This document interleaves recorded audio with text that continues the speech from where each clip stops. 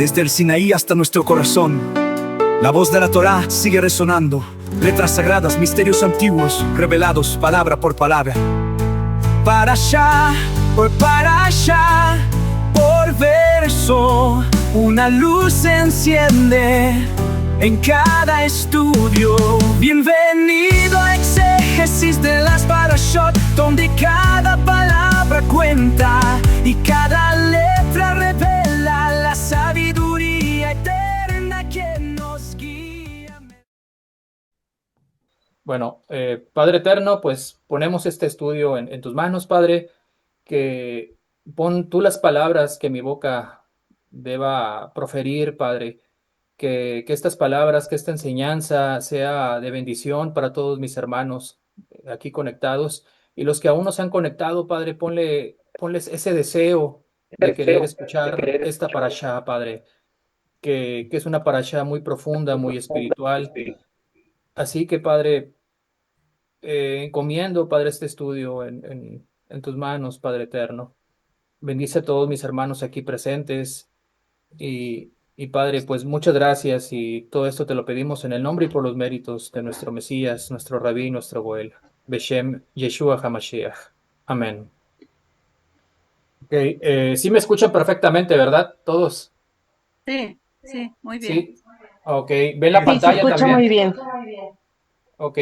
¿Sí, sí todos pueden ver la pantalla? Sí, No, bueno, no Sí, ¿No? yo sí la veo.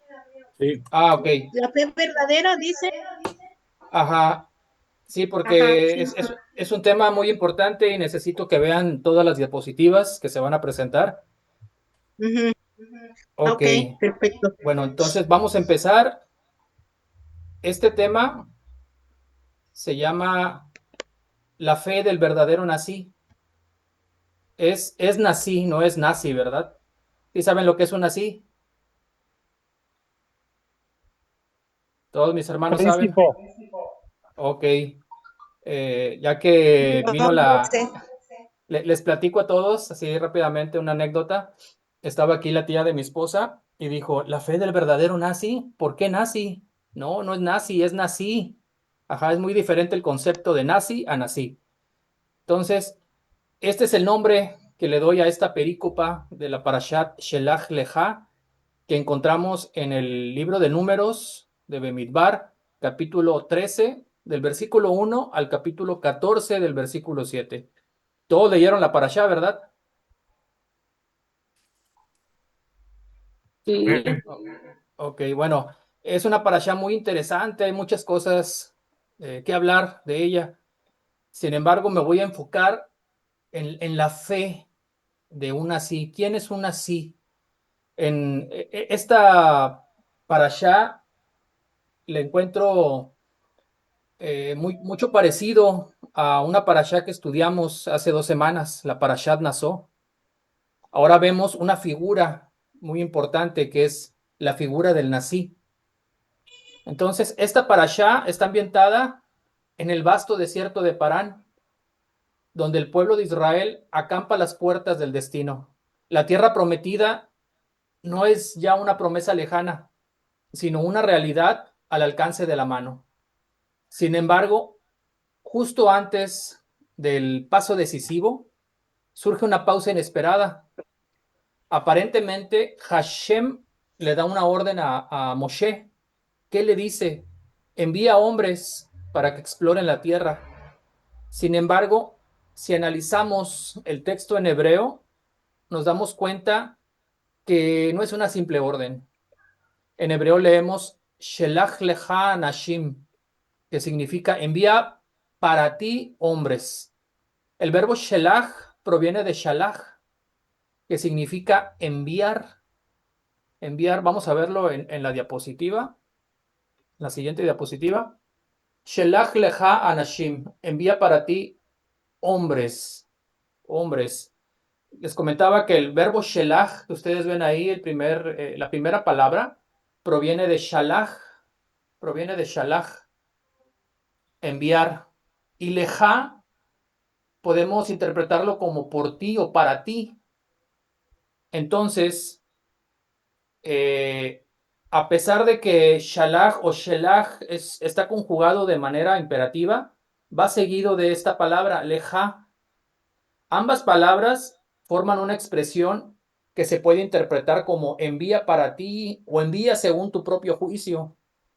Por lo tanto, no era una orden del Eterno el espiar la tierra de Canaán, sino más bien se trataba de una concesión. Más adelante en la narrativa bíblica se deja en claro que esta iniciativa no nació de Hashem, sino del pueblo que vino a Moshe con dudas y desconfianzas.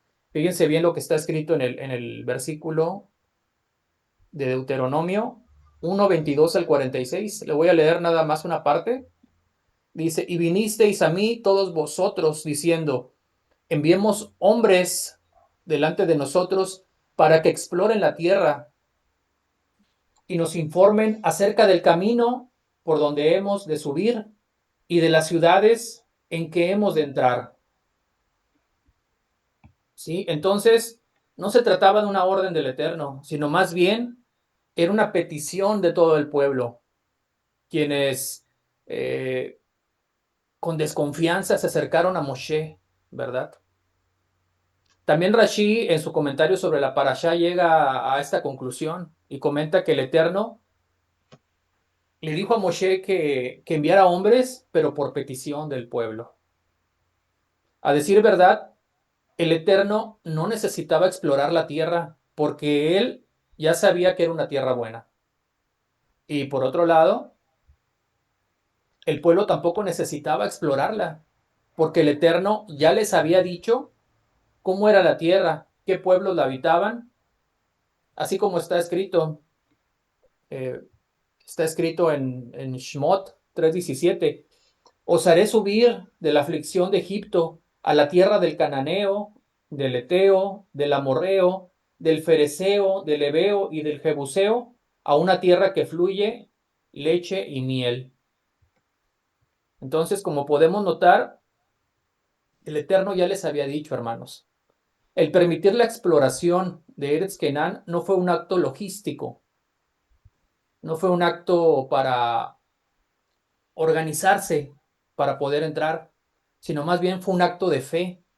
Es decir, si Hashem les permitió a los Bene Israel explorar la tierra, fue para demostrarles que no tenían fe, porque el pueblo no necesitaba ver con los ojos lo que debía haber creído con el corazón.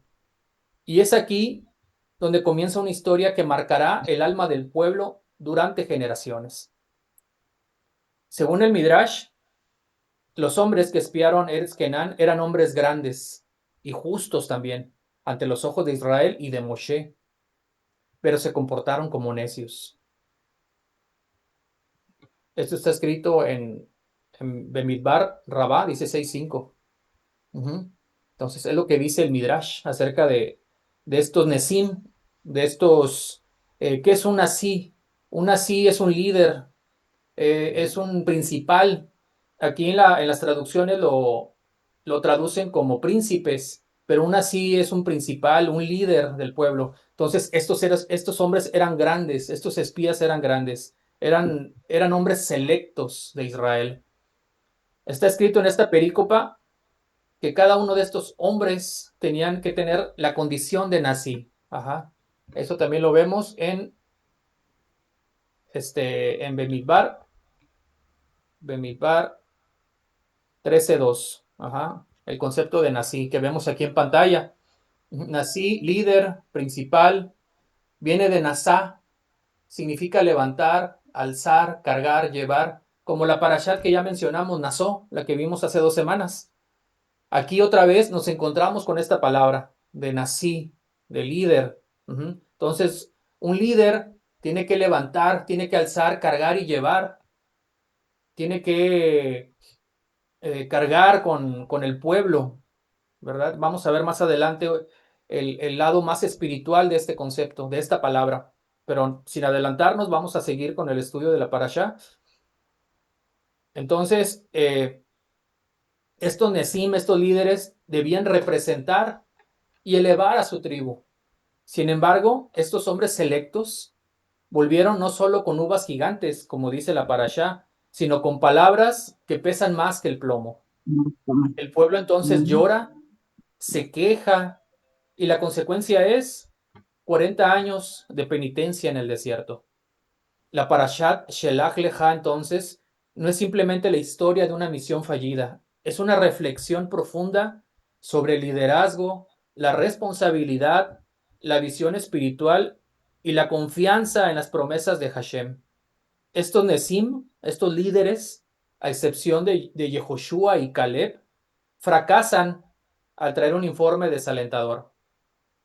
El verdadero Nasi es aquel que, como lo aprendimos en la Parashat Naso, al cumplir con su misión se eleva. Y tal es el caso de Yehoshua y Caleb, quienes estuvieron a la altura de los verdaderos Nesim.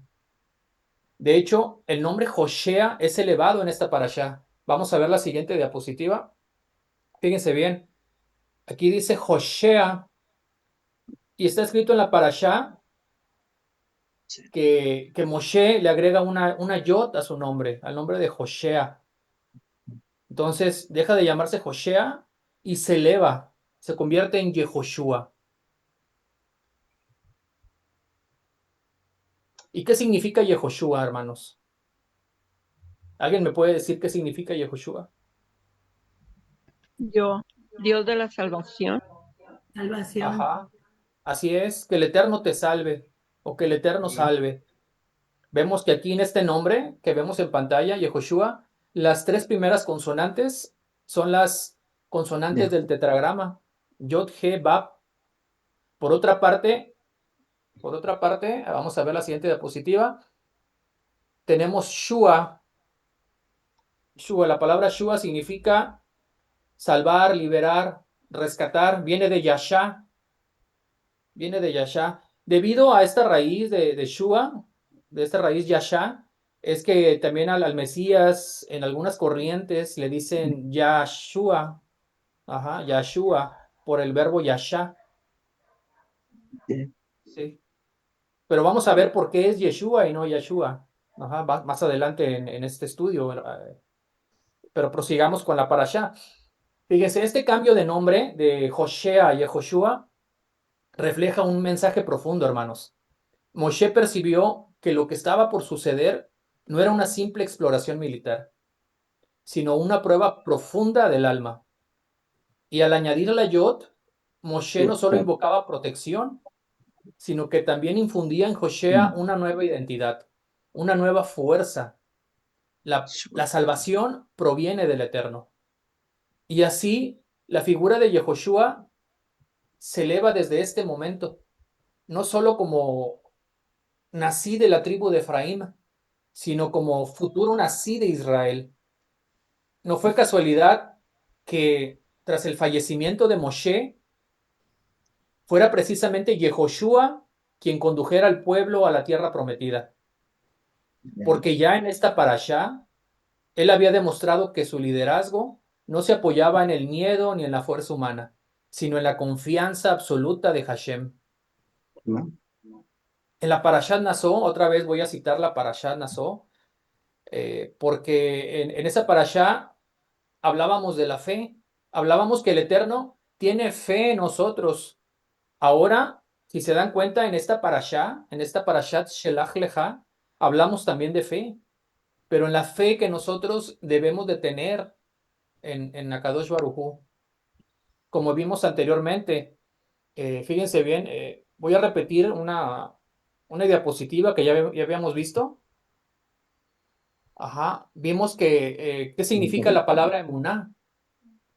Emuná significa fe en hebreo, pero esta palabra viene de Amán, viene de Amán, que significa confiar, ser fiel. Y ya después vimos que de Amán se deriva la palabra amén, y que esta palabra es un acróstico que significa el Melech Neman, Elohim, rey fiel. Es el acróstico de el Melech Neman. Ajá. Entonces, cuando decimos amén, ya lo habíamos dicho, ¿verdad? Lo vuelvo a comentar. Estamos declarando que el Eterno es rey y es fiel. Pero en esta parashá, ¿qué creen? Les tengo otro mensaje, les tengo otro acróstico. O sea, no nada más decimos que el Eterno es rey y que es fiel. Fíjense lo que también podemos desencriptar de la palabra amén. Está bien interesante esto, hermanos. Tenemos que de amén desencriptamos las palabras ani moser nafshi. Ani moser nafshi, ¿qué significa? Significa yo entrego mi alma, entrego mi vida. Al decir amén, nosotros estamos declarando que le entregamos al Eterno nuestra alma, nuestra vida. Entonces, fe significa que no solo debemos confiar en el Eterno, sino que debemos además entregarnos completamente a Él. Es confesar en voz alta, yo me entrego por completo, con todo mi ser, a ti, Adonai. Es lo que deberíamos de sentir cuando decimos amén. Ujú. Y no nada más sentirlo, tenemos que actuar con esa fe. Sin embargo, no todos estos Nesim, no todos estos líderes que fueron a espiar a Eretz Kenán, lo sentían, no sentían esta fe. De estos 10 líderes, perdón, de estos 12 líderes, solamente dos demostraron el verdadero nivel de un así. Y 10 de estos 12 regresaron con un mensaje derrotista. Vieron ciudades amuralladas, gigantes imponentes, y declararon, no podremos subir contra ese pueblo porque es más fuerte que nosotros. ¿Sí? Es más fuerte que nosotros, dijeron en el capítulo 13, versículo 31. En contraste, Yehoshua y Caleb, Yehoshua y Caleb rasgaron sus vestiduras. ¿Y qué dijeron? La tierra que recorrimos es muy, muy buena. Meod, meod. Dijeron meod, meod, muy, muy buena. Entonces, solamente ellos dos tenían esa fe que un verdadero nací debe de poseer. Y ahora, la gematría nos revela algo muy interesante, hermanos. Vamos a ver la siguiente diapositiva. No sé si alcancen a ver ahí en sus dispositivos, ya sea en su pantalla, en su computadora, su celular, lo que, lo que nos muestra la gematría. Tenemos la gematría de Yehoshua bin Nun y Caleb ben Yefuné. Tenemos que, si calculamos los valores de sus nombres, nos da un número, 798. Pero si reducimos teosóficamente esta cifra, ¿se acuerdan qué significa el término teosófico o teosóficamente? Significa que aunque numéricamente el número se reduce, espiritualmente este número se eleva. Entre más reducimos un número, más se eleva de manera espiritual. Y encontramos revelaciones, hermanos, en la gematría. Entonces, aunque se reduce el 798 a 6, nos da un mensaje profético, espiritual. Fíjense, este número 6 es el valor de animo ser nafshi. Yo entrego mi alma. Ajá, como lo vemos allá abajo en la segunda tabla. Animo ser nafshi nos da también un 6. Este paralelismo, hermanos, en la gematría, entre los nombres de estos dos Nesim, de estos dos líderes, ajá, y de la expresión animo ser nafshi, refleja su extraordinario nivel de muná, de fe. Yehoshua y Caleb estuvieron dispuestos a enfrentar toda una multitud e incluso a ser apedreados. Dice la parashá que el pueblo los quería apedrear, hermanos. Entonces ellos estaban dispuestos a sacrificarse, a ser apedreados con tal de defender la verdad de Hashem, con tal de obedecer al Eterno. Ujú. Vamos a la siguiente diapositiva. Fíjense, también en el nombre de Yehoshua hay algo que quiero mostrarles. Hay algo que quiero mostrarles. Si Ahí lo bien son veo. 12 Nesim, en el texto masorético se destaca la superioridad o el nivel de Yehoshua entre todos los demás, incluso entre Caleb también. Vemos aquí en la diapositiva Ay, no. el nombre de los Nesim que espiaron la tierra, ¿sí? No se los voy a nombrar todos para abreviar, pero si se dan cuenta, en los nombres tenemos que en medio de los nombres de ellos está la palabra Ben, ¿sí? Shamua ben Sakur, Shafat ben Jorí, Caleb ben Jefuné, etcétera, ¿no? ¿Sí lo notan todos? Sí. Ujú. Sí, sí, ¿Sí? hermano, sí se ve muy bien, Ok, sí, claro.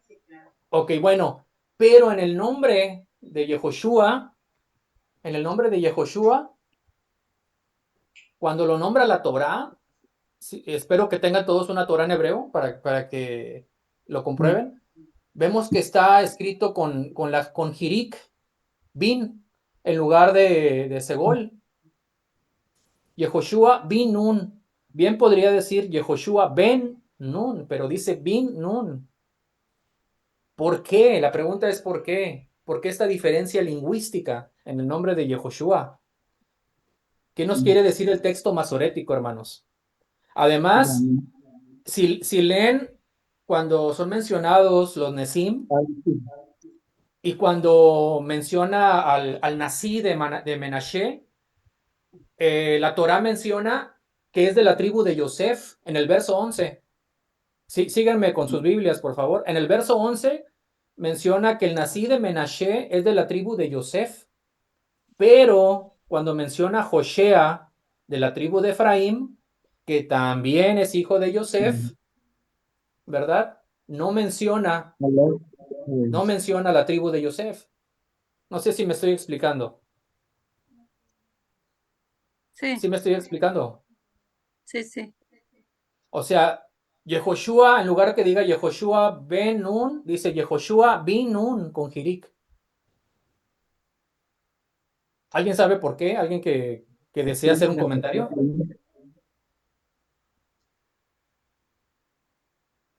¿No? ¿Nadie? Bueno, No, hermano, bueno, no. bueno, ahí va. La forma bin, hermanos, la forma bin en el contexto de la parashá contiene un mensaje profundo que refleja la posición única de Yehoshua entre los demás Nesim y anticipa su papel como sucesor espiritual de Moshe. Fíjense, los Mekubalim, ¿saben quiénes son los Mekubalim? Los cabalistas han observado este detalle fonético y llegado a la conclusión que bin alude a la raíz de biná. Biná significa entendimiento. Nachmanides señala incluso que la vocalización correcta debe ser bin nun, o sea, con estas dos palabras pegadas, bin nun, binun, es decir, juntando bin de hijo con nun de el padre de Yehoshua. Entonces, de esta manera sugiere que el nombre de Yehoshua proviene de biná, de entendimiento. Bueno, esto es lo que dicen los cabalistas, ¿verdad? Pero en realidad aquí se encierra algo más grande, hermanos. Aquí hay un mensaje espiritual en el nombre de Yehoshua. Yehoshua no solo es el hijo de Nun en un sentido genealógico, sino que fue formado, moldeado y perfeccionado por una conexión espiritual única con su maestro Moshe. De hecho, está escrito que Yehoshua no se apartaba de la tienda de Moshe, se la pasaba ahí con Moshe y Yehoshua, está escrito en Shemot 33:11. Entonces, mientras que Menashe necesita ser identificado con Yosef para ser reconocido plenamente, Efraín, a través de Yehoshua, ya encarna a Yosef. Su conexión no necesita ser dicha, porque se ve en su acción, en su fidelidad, en su liderazgo. Yehoshua representa el legado de Yosef no solo por sangre, sino por cualidad, visión, firmeza y compromiso con el propósito divino. Incluso, hermanos, frente a la posición del pueblo, pues ya vemos que lo querían apedrear. Entonces, el nombre de Yehoshua es profético, hermanos. Yehoshua, como Binún, sería el líder que lleve al pueblo a la tierra prometida, completando la obra que Moshe comenzó. Pero, hermanos, hay algo más espiritual todavía. ¿Sí? Hay algo más espiritual. Yehoshua, hermanos, es el precursor de otro nací. Y no es necesario que ni siquiera que lo profiera, que profiera su nombre, porque todos sabemos quién. Y tiene el mismo nombre, hermanos, y vamos a ver por qué tiene el mismo nombre. Me refiero a Yeshua, hermanos. Yehoshua es el precursor de un nací superior, Yeshua. El nombre Yeshua, hermanos, vamos a ver la siguiente diapositiva. El nombre Yeshua, me salí un poco. Ahí está, bueno, ahí. El nombre Yeshua, esta raíz es una contracción de Yehoshua. Es una forma hebreo-aramea contraída o apocopada de Yehoshua. Ahí vemos su nombre. Durante el periodo del segundo templo, especialmente en los siglos 4 antes de nuestra era, al primero de nuestra era, la forma Yehoshua comenzó a abreviarse fonéticamente por motivos prácticos y lingüísticos. Y este fenómeno lingüístico lo vemos también en textos bíblicos, como en el caso de Yirmeyahu, que se le abrevia Yirmeyá, o Jehonatán por Jonatán, etc. En la literatura de los siglos postexílicos, el nombre de Yeshua incluso ya era popular. Y en el Tanaj, hermanos, hay referencias donde se menciona el nombre de Yeshua. Y tal es el caso de los libros de Esdras, de Nehemías, de Zacarías, donde se menciona a un Yeshua que salieron de la esclavitud con Zorobabel, que regresaron de Babilonia. Vamos a leer, hermanos, un texto en Zacarías 6:11. Vemos aquí, voy a leer primero el texto en español. Ajá. Si me gustan seguir, fíjense, está escrito el 11: toma oro y plata, fabrica una corona, ponla sobre la cabeza del sumo sacerdote. ¿Sumo sacerdote quién? Josué, Yehoshua, hijo de Josadac. Ajá.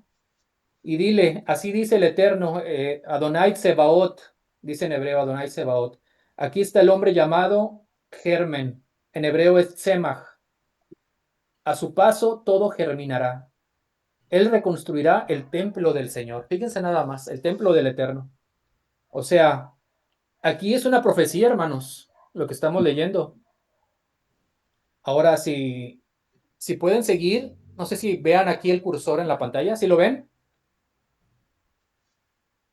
Sí, sí, sí se ve. Ok, fíjense.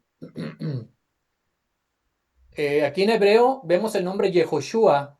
Aquí donde tengo el cursor dice Yehoshua ben Yehotzadak, a Cohen Agadol, sumo sacerdote. ¿Sí? Quiero que le presten bien al nombre Yehoshua. Yod, Hei, Bab, las tres iniciales del tetragrama. Ajá. Y aquí igual, Ben Yehotzadak tiene también las tres iniciales del tetragrama, hermanos. Ahora, ya vemos que aquí, por el texto, que se habla de una profecía, hermanos. Ajá. Aquí está escrito que el varón también es llamado Semach. Semach. Acá tenemos la palabra Semach, aquí donde tengo el cursor. Sade, Mem, Het. Semach. Semach, hermanos, significa renuevo. Un renuevo. Fíjense. Está escrito. Bueno, me voy a adelantar tantito. En Jeremías 23:5. está escrito que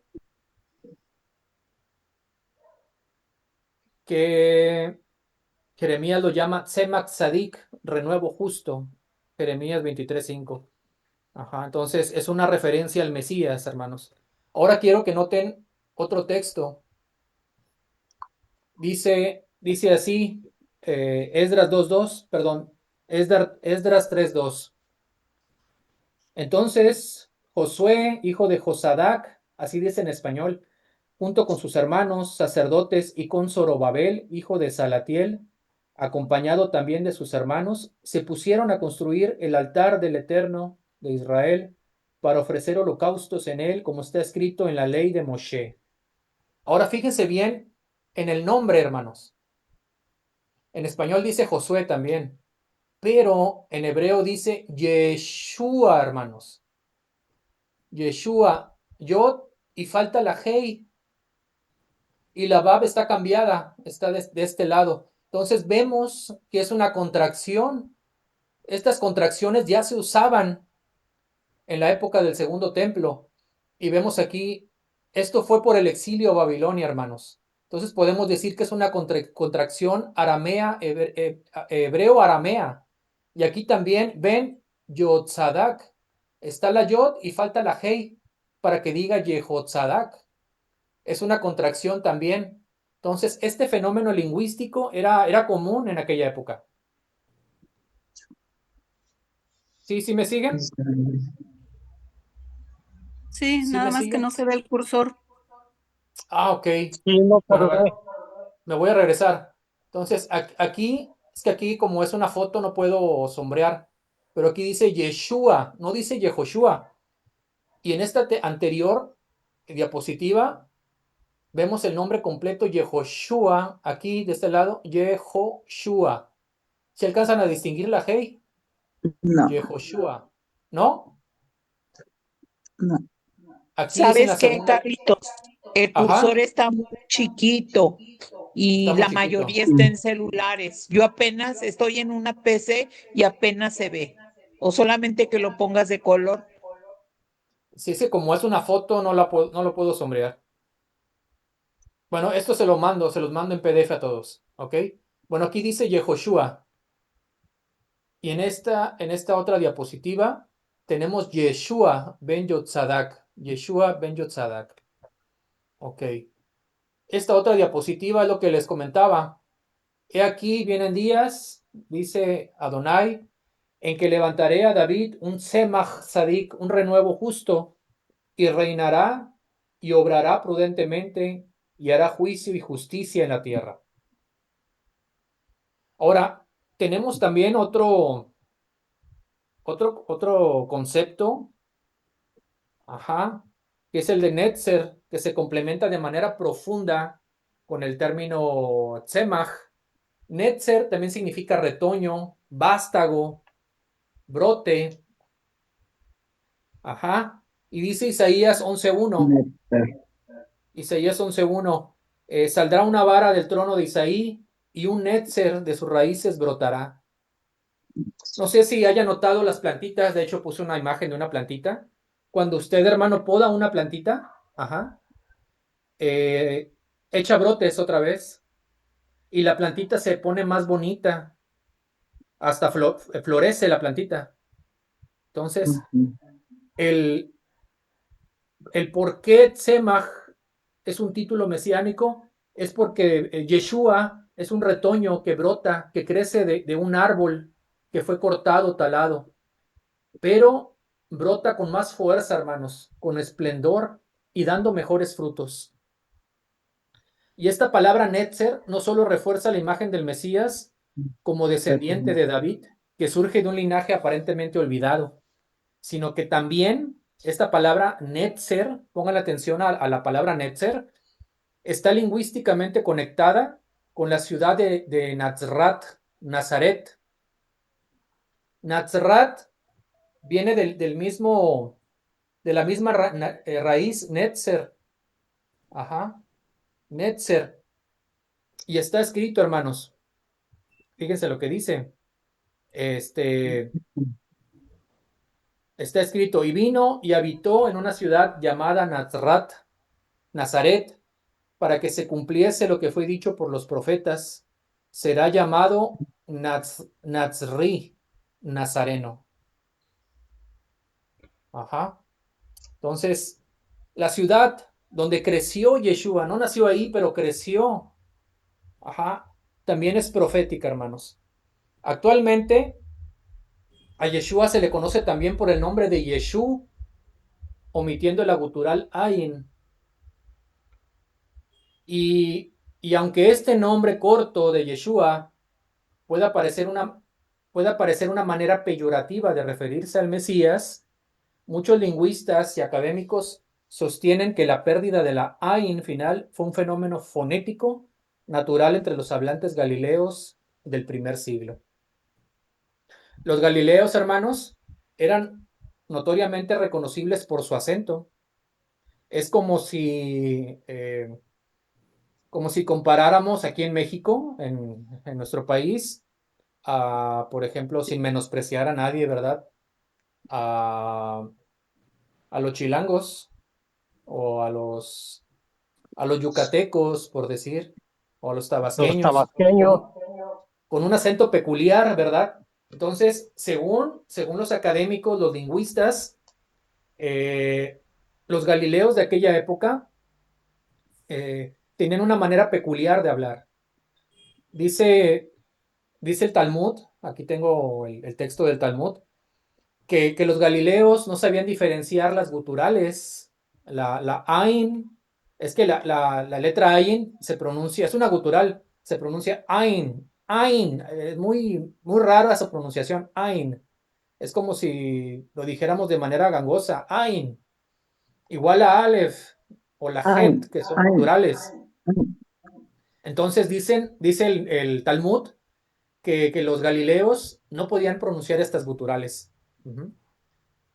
Por otro lado, en algunas tradiciones rabínicas posteriores al siglo II, el nombre Yeshú comenzó a utilizarse en contextos Desde- polémicos como una forma despectiva o deliberadamente alterada, especialmente en textos. Hay un texto que se llama Toldot Yeshú, la genealogía de Yeshua, que es un texto paródico y antievangélico de los rabinos. Y entonces el nombre de Yeshú, esa contracción de Yeshú, empezó a utilizarse de manera burlesca. De hecho, utilizaron en forma de acróstico una forma despectiva de referirse a Yeshua.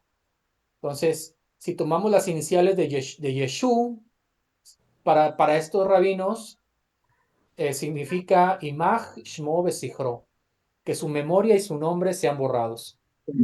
¿verdad? Pero esta fue en realidad una reinterpretación tardía, hermanos. Entonces, no es el origen del nombre Yeshú de esta contracción. Sí. Ajá. Más bien, esto viene de una manera diferente de pronunciar el nombre de Yeshua, ¿verdad? Ya vimos que de Yehoshua se contrajo a Yeshua y después a Yeshú, pero era precisamente por lo que estamos diciendo, ¿no? Por esa forma peculiar de los galileos, de donde crece el Mesías, ¿verdad? Y entonces se fue deformando el nombre. Y eso pasa en todos los idiomas, también en nuestro idioma español sucede. Vamos a leer lo que dice el libro de Mateo. Fíjense lo que dice ahí. Poco después se acercaron los que estaban allí y dijeron a Pedro, verdaderamente tú también eres de ellos, porque tu manera de hablar te delata. Ajá. Entonces, en base en el texto, podemos observar que los presentes reconocen que Kefa es Galileo. ¿Por qué? Por su forma peculiar de hablar. Entonces, esto muestra que el acento galileo era perceptible, probablemente por su pronunciación alterada de algunas consonantes o su entonación. Tan es así que existía un marcado prejuicio social y religioso hacia los galileos. Vamos a leer otra diapositiva.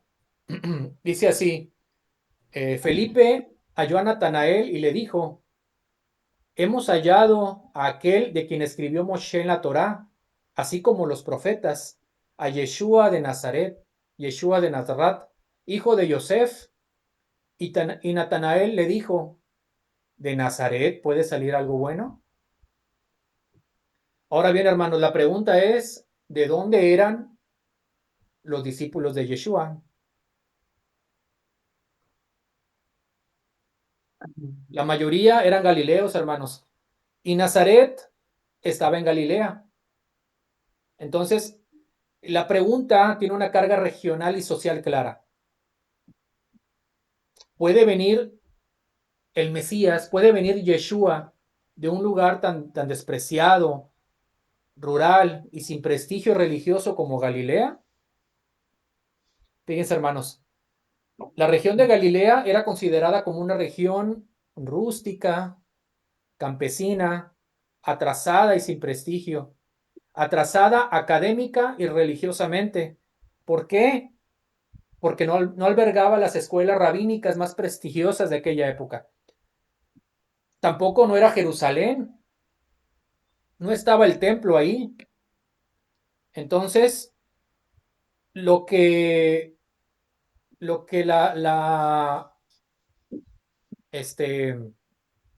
Ay, se orinó aquí. perdón, si lo que la frase de Nazaret puede salir algo bueno, en realidad tiene un mensaje bien profundo, hermanos.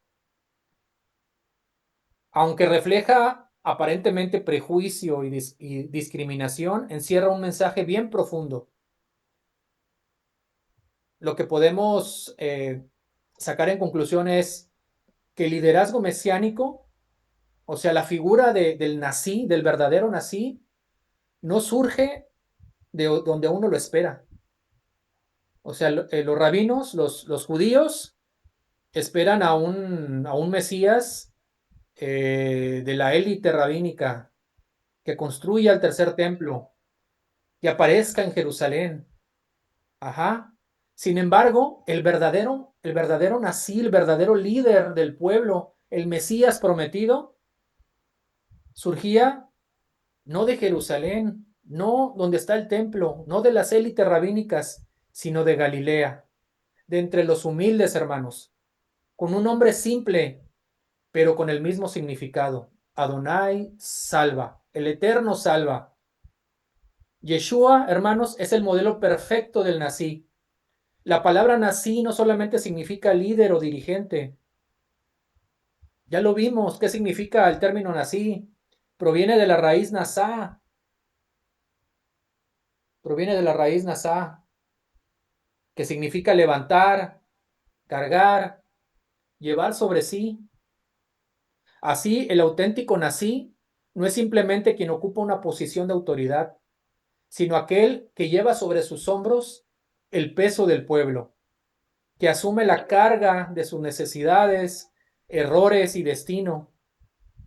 Es alguien que se eleva para elevar a otros y cuya grandeza está en su capacidad de cargar con la responsabilidad de liderazgo en amor, justicia y entrega. Fíjense, de Yeshua está escrito, Ajen Halayenu Hunasa, ciertamente nuestras enfermedades Él cargó. Isaías 53:4. En este sentido profundo, hermanos, Yeshua encarna plenamente el rol de Nazí como aquel que cargó sobre sí las transgresiones del mundo, que llevó nuestras dolencias y se ofreció como guía compasivo y servidor fiel. Él no buscó ser elevado por los hombres, sino que buscó elevar a la humanidad.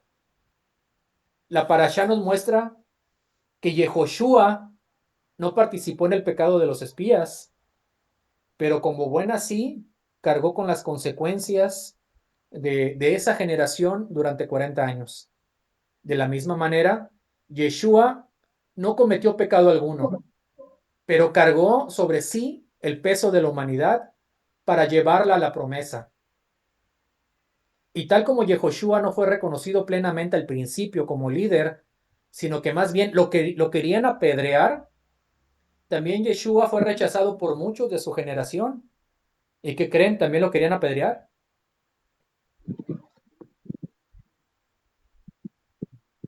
También lo querían apedrear. Y a pesar de que ambos fueron rechazados, ambos estuvieron dispuestos a entregar su vida. Ani moser nafshi. Los Bene Israel estaban a punto de entrar a la tierra prometida. Estaban a las puertas de Eretz Kenán. Hoy también, hermanos, hoy la tierra está delante de nosotros. A través de Yehoshua y de Yeshua, entendemos que la conquista más grande no es la de una tierra, sino la de un corazón completamente entregado al propósito de Hashem. El mensaje de esta parashá, hermanos, es caminar con emuná, proclamar amén, no solo con los labios, sino con la vida entera. Animo ser nafshi Adonai, yo te entrego mi alma a Adonai. Y quiero que se lleve este mensaje, hermanos. Cuando decimos amén, le decimos, yo te entrego mi alma a Adonai. Animo ser nafshi Adonai. ¿Preguntas, hermanos?